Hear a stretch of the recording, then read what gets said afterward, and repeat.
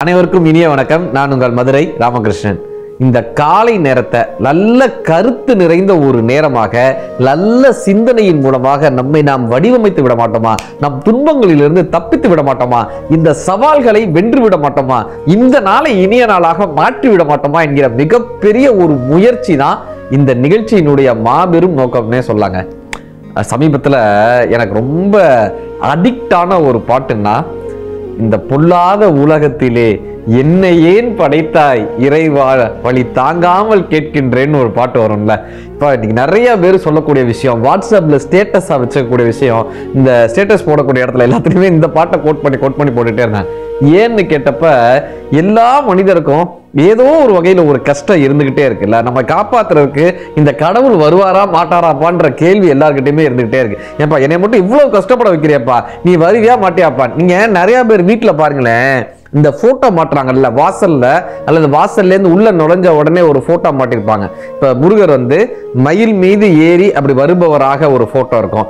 சில இடங்கள்ல இயேசு பெருமான் ஒரு காலை இப்படி எடுத்து வைத்து வருவது போல ஒரு போட்டோ இருக்கும். வானத்திலிருந்து வருவது போல ஒரு போட்டோ இருக்கும். நிறைய கடவுள், லட்சுமி காலை எடுத்து வைப்பது போல ஒரு புகைப்படம் வச்சிருப்பாங்க. இப்படி எல்லா வீடுகள்லையுமே கடவுள் உடனே அப்படி வருவது போல ஒரு புகைப்படம் இருந்துட்டே இருக்கும். இந்த புகைப்படத்திற்கு என்னப்பா அர்த்தம்? நாங்க உண்மையிலேயே ஒரு அடியார் கஷ்டப்படும் போது, உண்மையாக அவர்கள் துன்பப்படும் போது, உண்மையிலேயே அன்பு நிறைந்த ஒரு அடியார்களாக இருக்கும் போது, பக்தி நிறைந்த ஒரு அடியார்களாக இருக்கும் போது, உண்மையிலேயே அவர்கள் சக மனிதர்கள் மீது அன்பு செலுத்துபவர்களாக இருக்கும் போது, சக மனிதர்களை நேசிப்பவர்களாக இருக்கும் போது, அவர்கள் வாழ்க்கையில் ஒரு துன்பம் வந்தால் அடுத்த நொடியில் இறைவன் அவர்கள் அருகில் இருப்பான்றதை காட்டக்கூடிய விதமா இந்த படங்கள்லாம் இருக்கு. அவர் வரணும்னா நாம அதற்கு தகுதியான ஒரு மனிதர்களாக இருக்கணும். நாம அதுக்கு அன்பு செலுத்தக்கூடிய மனிதர்களாக இருக்கணும். சக மனிதன் கஷ்டப்படும் போது நாம ஓடி சென்று உதவுவர்களாக இருக்கணும். நாம அப்படி போய் மற்றவர்களுக்கு உதவுனா நமக்கு உதவுவதற்கு இயற்கையும் இறைவனும் உடனே வருவாங்களாங்க. கஜேந்திர மோட்சம்னு ஒரு கதை படிக்கிறேன். இந்த கஜேந்திர மோட்சம்ன்ற கதையில கஜேந்திரன், அதாவது அந்த யானை, ஐராவதம் என்று சொல்லக்கூடிய அந்த யானை இறைவனுக்கு பூ பறிக்கிறதுக்காக ஒரு தாமரை குளத்துக்கு போகுது. இந்த தாமரை குளத்துல அந்த யானை பூ பறித்து இறைவனுக்கு அப்படி போடணும் அப்படின்றதுக்காக யானை பூவை பறிக்குது. இந்த யானை பூ பறிக்கும் போது முதலை யானையினுடைய காலை கடிச்சிருது.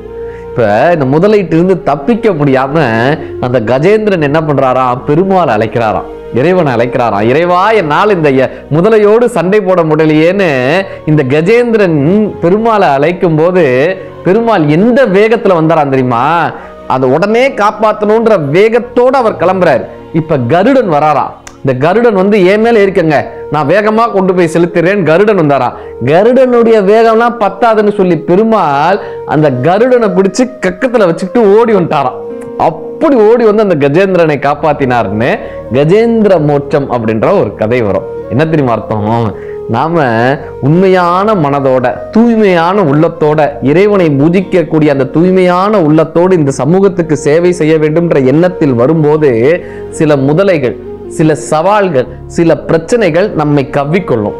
அப்படியான நேரத்தில் தன்னுடைய அடியார், இவன் ரொம்ப நல்லவன்பா, இவன் 4 பேருக்கு நல்லது செய்யறவன்பான்னு காப்பாத்துறதுக்கு எப்படி அவர் கருடனை கையில் பிடித்து கொண்டு வேகமா ஓடி வந்தாரோ அந்த மாதிரி அவர் அடுத்த நிமிஷம் இந்த இயற்கையும் இறைவனும் நமக்கு துணைக்கு நிற்பாங்களாங்க. இத ஆந்திரா மாநிலத்துல போதனா அப்படின்ற ஒரு புலவர் ரொம்ப அழகா இந்த கதையை சொல்லும் போது சொல்லுவாரு, இந்த கஜேந்திர மோட்சம் நடக்கும் போது இந்த யானை பெருமாளை நோக்கி அழைத்த உடனே இந்த பெருமாள் என்ன பண்ணாரா?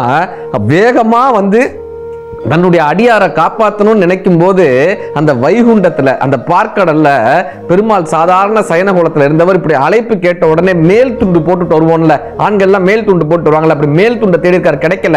அப்ப திருமகளினுடைய அந்த ஆடையை எடுத்து மேல அணிஞ்சிட்டு வேகமா ஓடி வந்தாரா. தன் மனைவியினுடைய ஆடையை எடுத்து அணிந்து வேகமாக ஓடி வந்தாருன்னு போதனான்ற புலவர் ரொம்ப நகைச்சுவையா இந்த சம்பவத்தை சொல்லுவார்.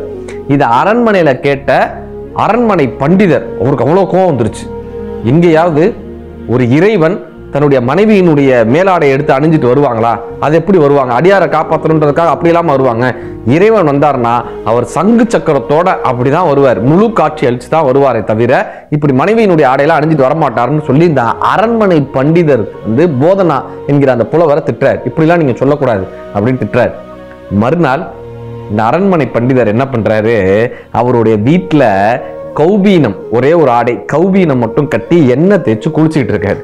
குளித்துட்டு இருக்கிற நேரத்துல வாசல்ல இருந்து ஒரு குரல் கேட்குது. உங்களுடைய பேரை தெருவில் விளையாடிட்டு இருந்தான், விளையாடிட்டு இருக்கும் போது கீழே விழுந்து கிணத்துக்குள்ள விழுந்துட்டான்னு ஒரு குரல் கேட்குது. ஐயா வேகமா வாங்க, உங்களுடைய பேரன் கிணத்துக்குள்ள விழுந்துட்டான். அவ்வளவுதாங்க. இவர் கட்டி இருந்த ஒரே ஒரு கௌபீனத்தோட அப்படியே தெருவில் ஓடி வந்துட்டாரு. ஐயோ என் குழந்தை கிணத்துல விழுந்துட்டானேன்னு அப்படியே ஓடி வந்துட்டாரு. அவனை காப்பாற்றணுன்ற அவசரத்துல வேகமா கிணத்துக்கிட்ட போய் பாக்குறாரு. அப்ப இந்த போதனான்ற புலவர் அந்த குழந்தையை கையில் ஏந்தி கொண்டு வந்து சொன்னாராம், உங்க பேரனுக்கு ஒன்னும் ஆகல, அவன் நல்லாதான் இருக்கான். இப்ப நீங்க பாத்தீங்களா, ஒரு கௌபீனத்தோட ஓடி வந்துட்டீங்கல்ல, உங்க பேரனை காப்பாற்றணும்னு ஒரே ஒரு துணியை கட்டிக்கிட்டு கௌபீனத்தோட ஓடி வந்துட்டீங்கல்ல. நீங்க என்ன முழு ஆடையோடயா வந்தீங்க? நீங்க அரண்மனை பண்டிதர், முழு ஆடையோடயா வந்தீங்க.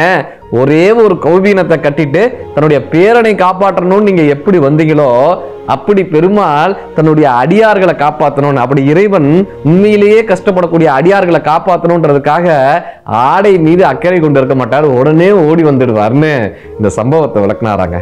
அப்படி உண்மையான பக்தியோட அல்லது உண்மையான நேர்மையான சிந்தனையோடு இருப்பவர்கள் கூறக்கூடிய அடுத்த நேரத்துல வந்து இறைவன் நிற்பார். இறைவன் வரலன்னு என்ன பார்த்தோம்னா நம்ம கிட்ட நேர்மை இல்லைன்னு அர்த்தம். அதுதான் விஷயம், நம்ம கிட்ட உண்மை இல்லைன்னு அர்த்தம். உண்மை இருக்கக்கூடிய மனிதருக்கு அடுத்த நொடியில் இறைவன் நிற்பார்.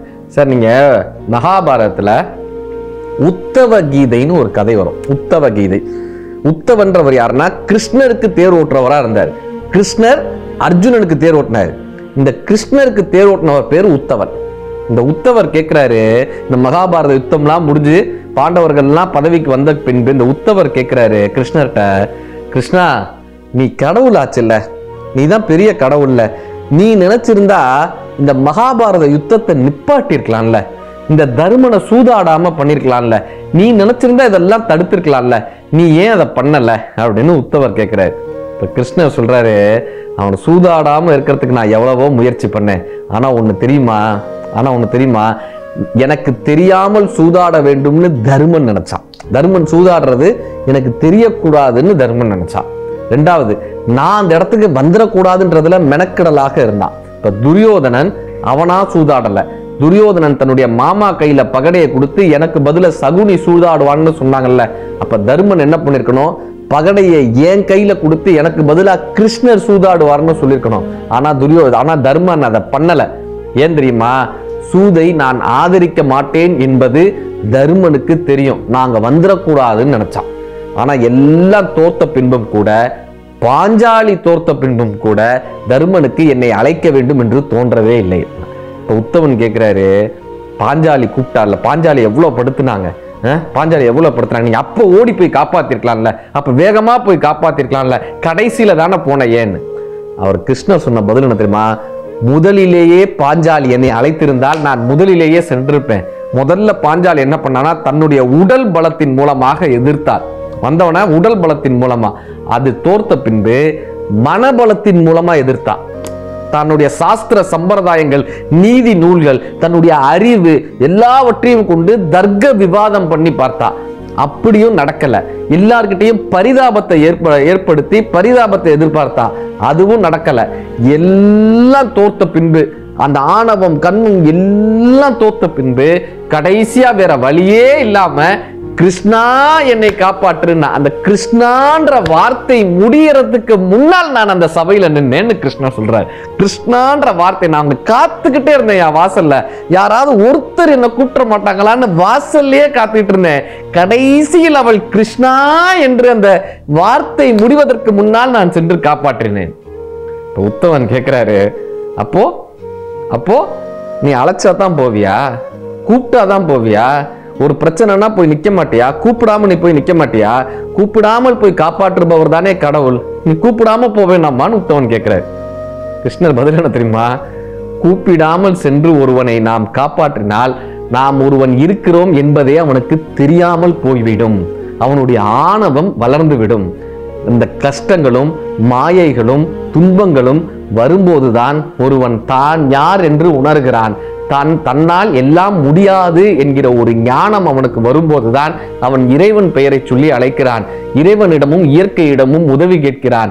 அவன் கூப்பிடும் போதுதான் அவனுடைய ஆணவம் அழிகிறது. அந்த ஆணவம் அழிந்து அவன் இறைவன் பெயரை சொல்லும் போதுதான் இறைவனால் அவனுக்கு உதவ முடியும்னு அவர் கற்றுக் கொடுத்தாராங்க. இப்ப நம்ம கஷ்டங்கள் வரும்போது சவால்கள் வரும்போது நம்முடைய ஆணவத்தை அழித்து எவன் ஒருவன் உண்மையிலேயே சரணாகதி அடைகிறானோ அவனுடைய வாழ்க்கையில் கூப்பிட்ட குரலுக்கு இறைவன் வந்து நிற்பார். சார், ராமானந்தரினுடைய வாழ்க்கையை படிக்கிறேன், கபீரினுடைய வாழ்க்கையை படிக்கிறேன். சார், கபீர் ராமானந்தரை தன்னுடைய குருவா ஏத்துக்கிறார். கபீர் வந்து பிறப்பால் தாழ்த்தப்பட்டவர் என்று சொல்லக்கூடிய அந்த எல்லாராலும் ஒதுக்கப்படக்கூடிய குலத்தில் பிறந்தவராக கபீர் இருக்கார். அவருக்கு ராமர் மீது மிகப்பெரிய ஒரு பற்று. இந்த ராமானந்தர் என்கிற குருவிடம் போய் தீட்சை பெறணும்னு போய் வாசல்ல நிற்கிறார். இந்த ராமானந்தர் எப்படிப்பட்டவர்னா, அவங்க வீட்டுல பிரசாதம் பண்ணா ராமரும் லக்ஷ்மணனும் தினம் காட்சி அளிப்பாங்களாங்க. பிரசாதம் பண்ணா ராமரும் லக்ஷ்மணனும் சீதையும் காட்சி அளித்து எல்லாருக்கும் அருள் பண்ணுவாங்களாம். அப்படியான ஒரு மிகப்பெரிய குருவாக ராமானந்தர் இருந்திருக்காரு. அவர் வீட்டுல இந்த காட்சி அளிக்கக்கூடிய அவர் வீட்டுல கபீர் போய் என்னை சிஷ்யனா ஏத்துக்குங்கன்றாங்க.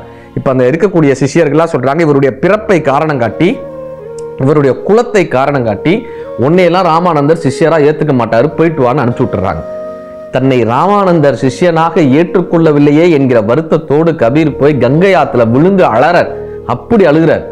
மறுநாள் ஆறுது, அதே பிரசாதம் வைக்கிறாங்க. ஆனா ராமர் லக்ஷ்மணன் சீதைக்கு தரிசனம் கிடைக்கல. 2 நாள் 3 நாள் ராம லட்சுமணன் வரவே இல்லை.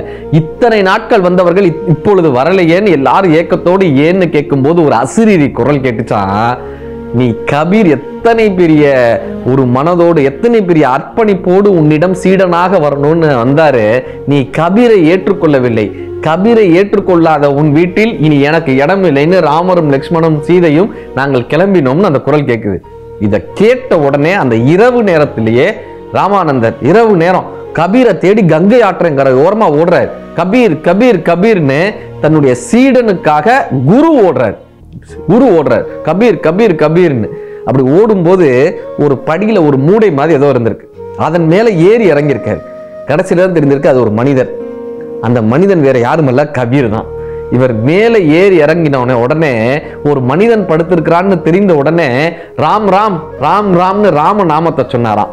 குருவினுடைய பாதம் பட்டு ராம நாமம் இறை நாமம் ஜெபிக்கும் கேட்ட பின்பு கபீருக்கு சித்தி கிடைத்தது என்றும் அந்த தீட்சை கிடைத்தது என்றும் கபீர் மிகப்பெரிய ஒரு ராம பக்தராக மாறிய தருணமாக இந்த தருணம் இருந்ததுன்னோ கபீரினுடைய வாழ்க்கை வரலாற்றுல வரும்.